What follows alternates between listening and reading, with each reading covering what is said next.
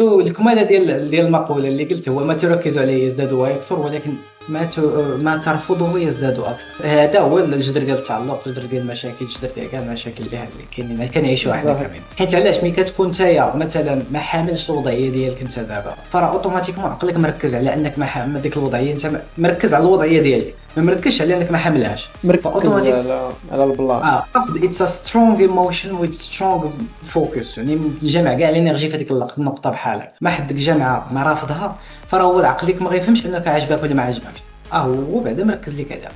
ذاتس واي يو اتراكت مور. الا كنتي في اللاك وباغي دير الفلوس ولا باغي دير واحد الجامب في حياتك، ولا ديبينز على اي واحد، الا كنتي ليزي ولا كنتي رافض ديك السيتوياسيون اللي انت فيها، اوتوماتيكمون غتبقى في ديك الحياه او غدير اللي درت.